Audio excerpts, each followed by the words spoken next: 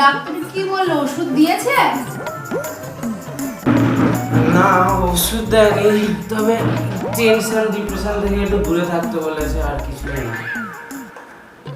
আমি তোমাকে আগেই বলেছিলাম যে ডিপ্রেশন টেনশন এগুলো থেকে দূরে থাকতে।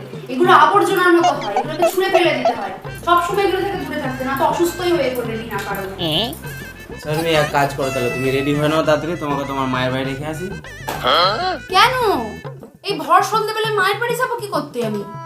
তুমি ডাক্তার সবাই তো একই কথা বলছো যে ডিপ্রেশন থেকে দূরে থাকতে, তো সব থেকে বড় ডিপ্রেশন তো তুমি, তো তার জন্য বলছি তোমাকে মায়ের বাড়ি রেখে আসবো, চলো। হ্যাঁ?